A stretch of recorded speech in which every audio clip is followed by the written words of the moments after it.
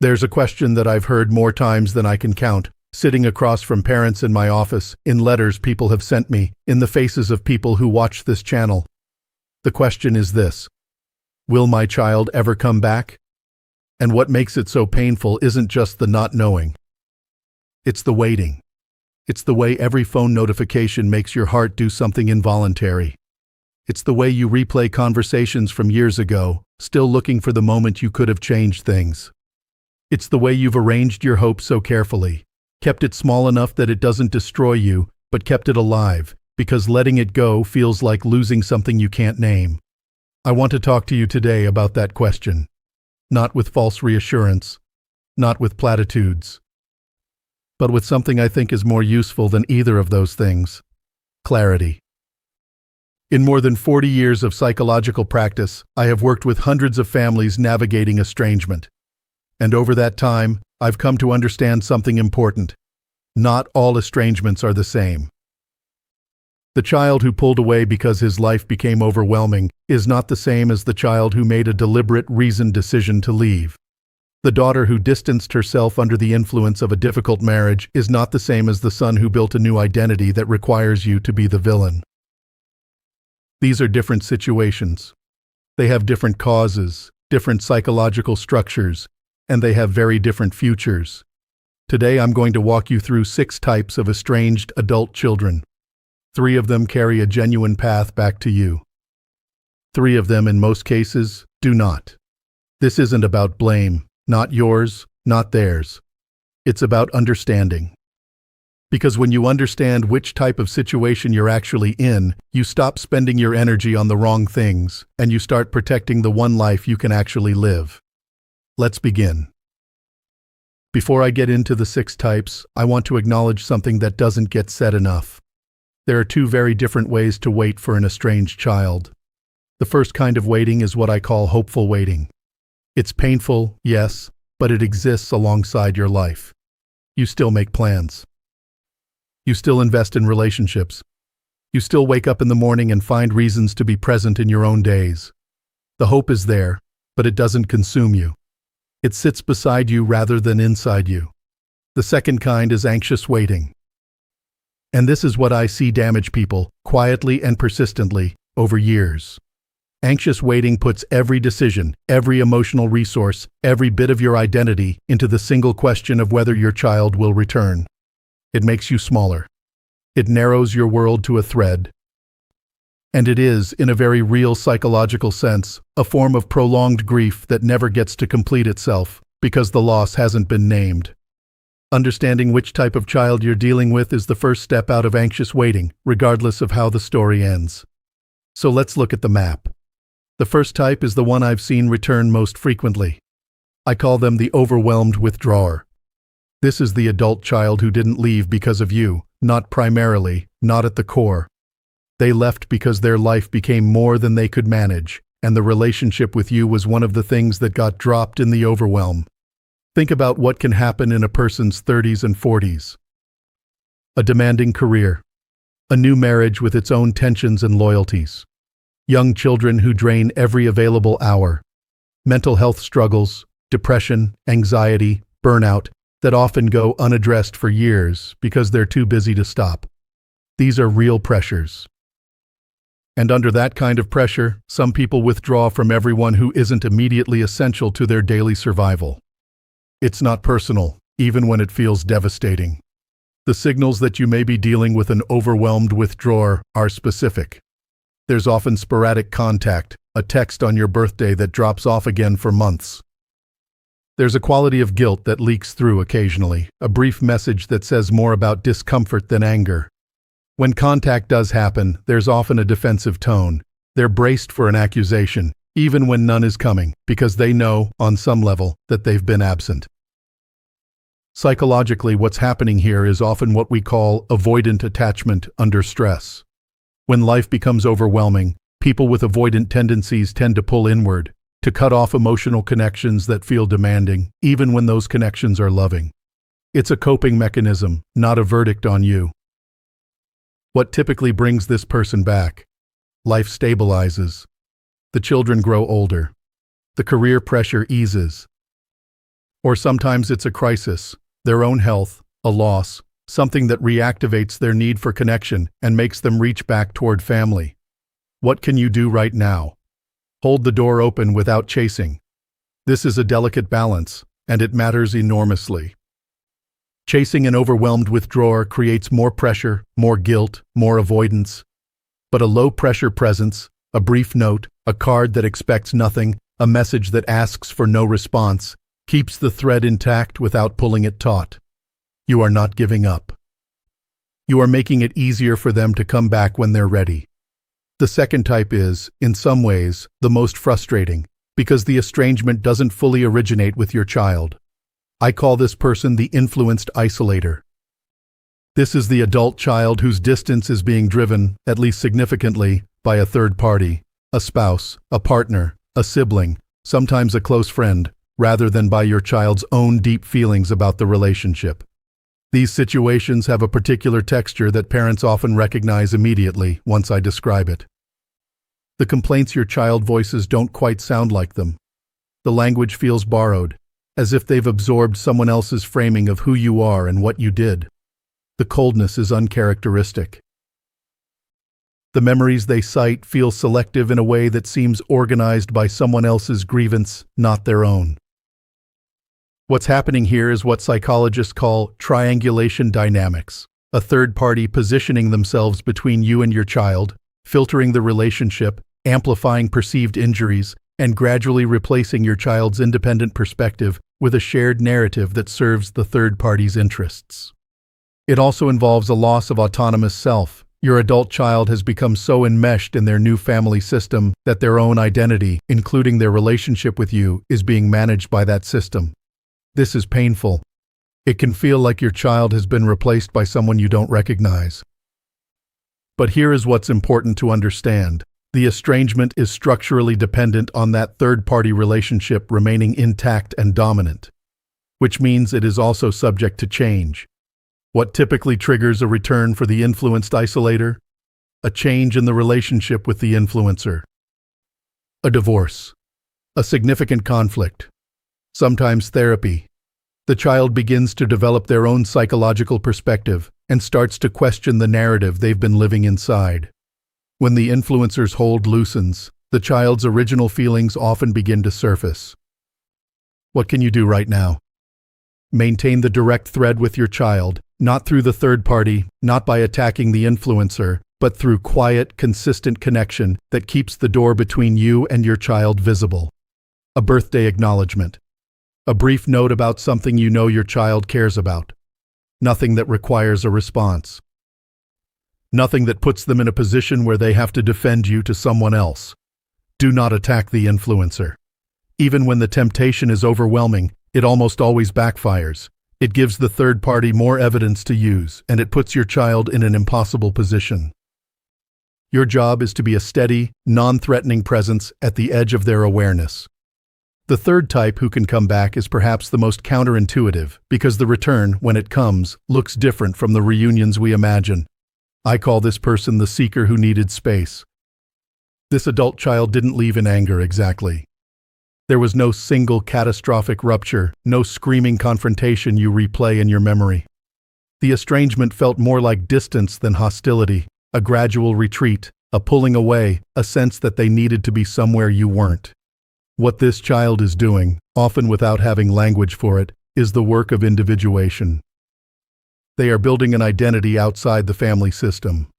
They are figuring out who they are when they're not somebody's child, somebody's sibling, somebody's representative of where they came from. This is actually a healthy developmental process. Erik Erikson, one of the foundational figures of developmental psychology, described this work as essential to adult identity formation. And for some people, particularly those who grew up in close, high-involvement families, this process requires physical and emotional distance. Not because the family was harmful, but because the closeness made it hard to find the edges of themselves.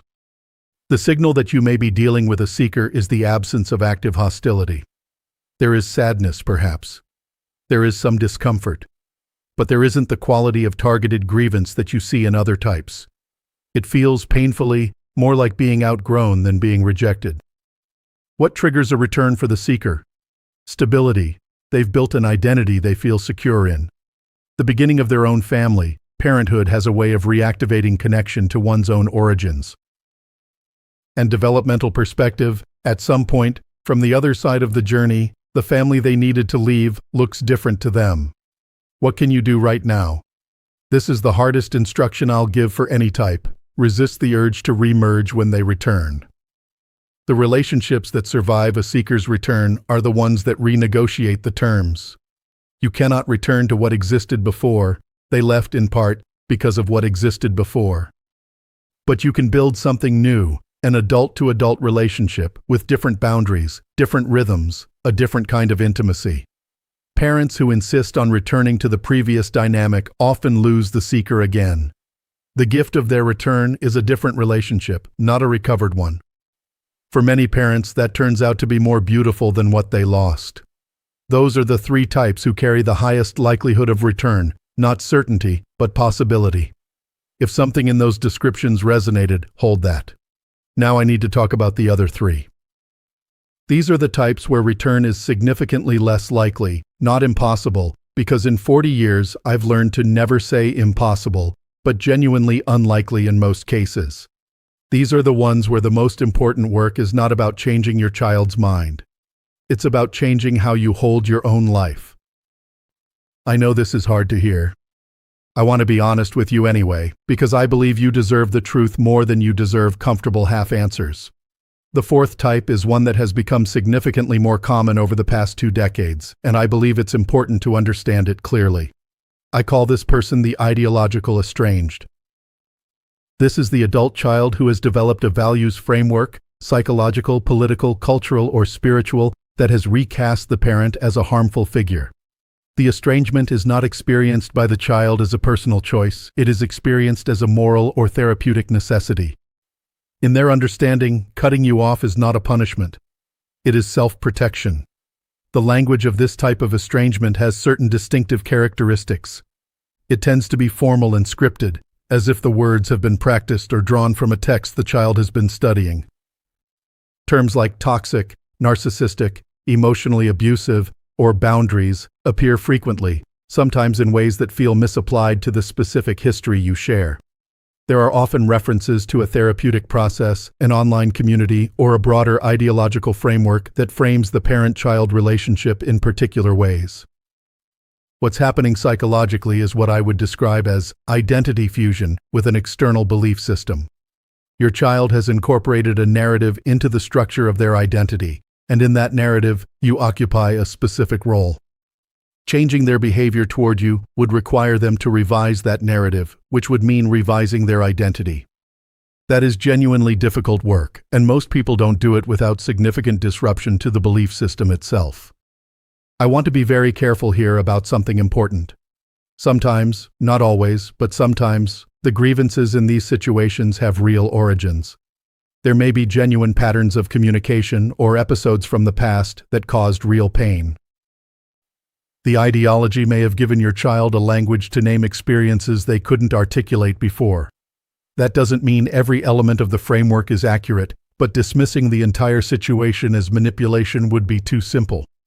What it does mean is this: arguing with the ideology almost never works. Defending yourself against the characterization almost never works. Because in the framework your child is operating from, your defense is itself interpreted as evidence of the problem. What can you do right now? Stop trying to rewrite their narrative by force. Instead, do 2 things. Maintain a quiet, non-aggressive presence at the very edge of their awareness, without demanding response, and invest your real emotional energy in processing your own experience. Write your own version of the truth, not for them, but for yourself. This is not about giving up. It is about refusing to pour yourself into a wall. If I had to name the type that causes the most sustained invisible damage to parents, it might be this one.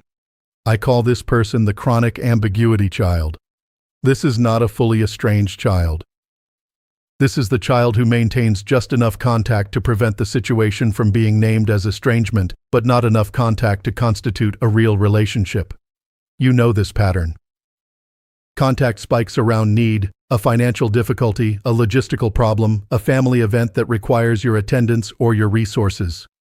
Then it drops again, sometimes for months, with little explanation.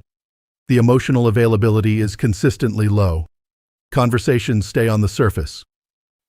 Questions about the relationship are deflected.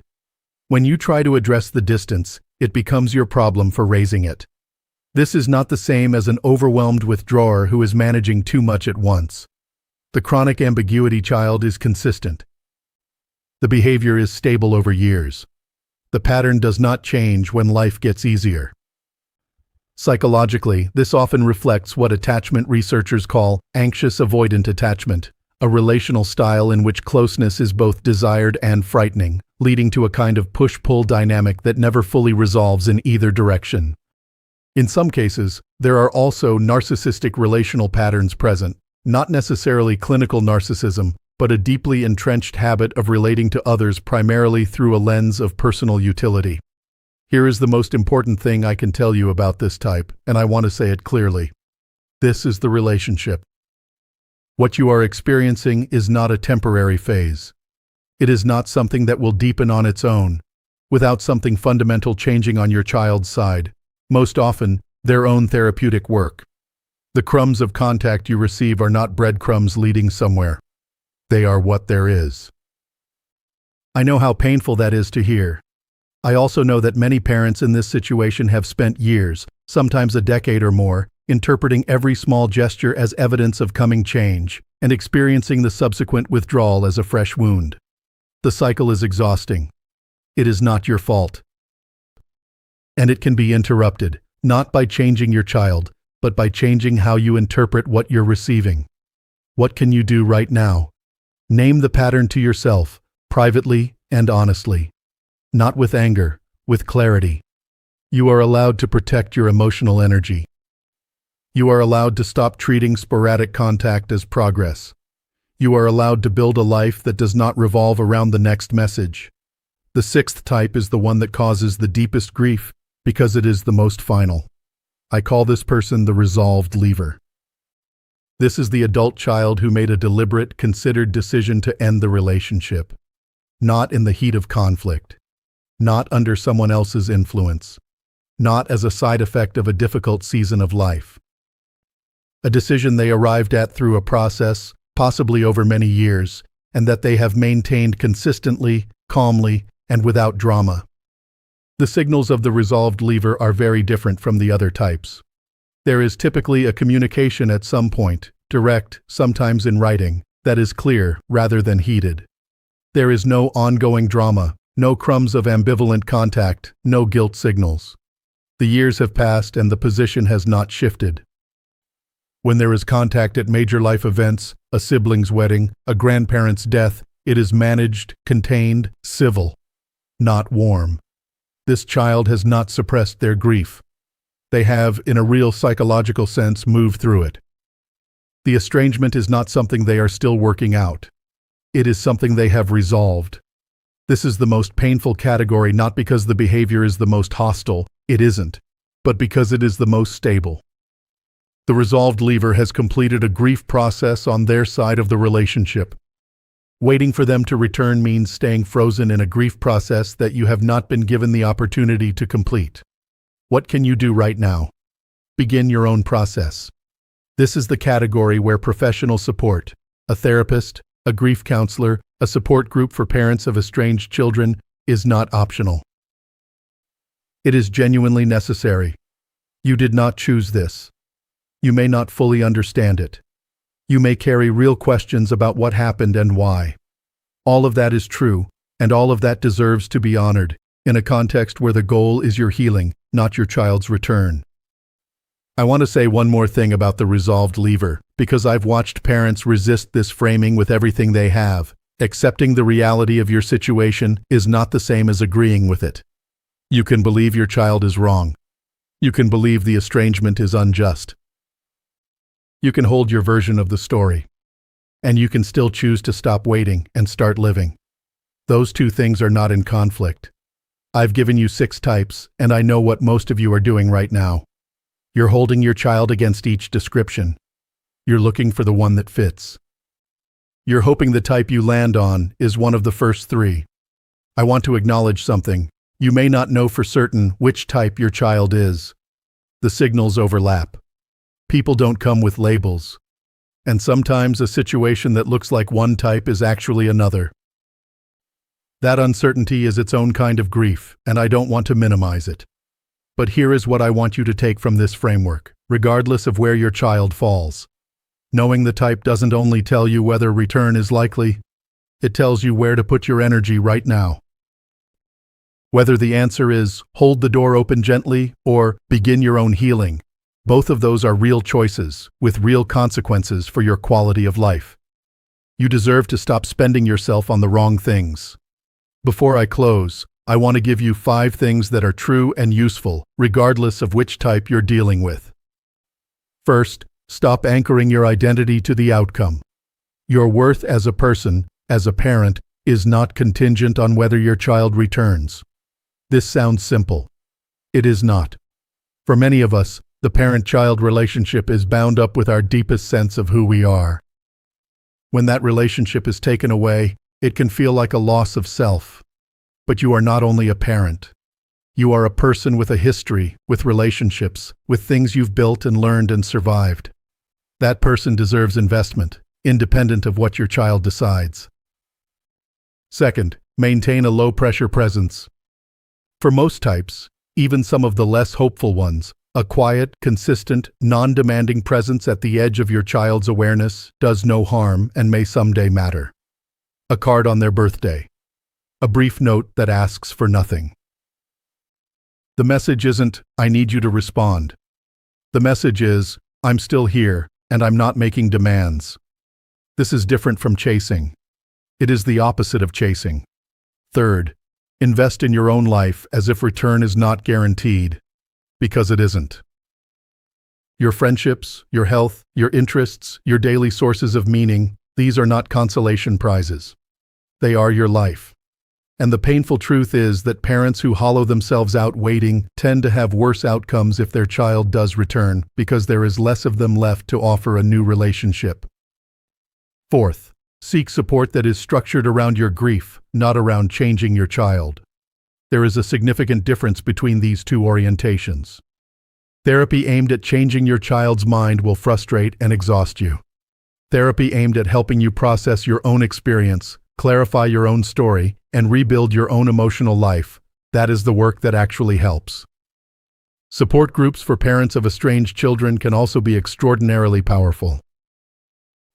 You are not alone in this experience, even when it feels that way. And fifth, this one is for those of you who are in the later stages of this chapter of life. The developmental psychologist Erik Erikson described the central task of late adulthood as integrity versus despair.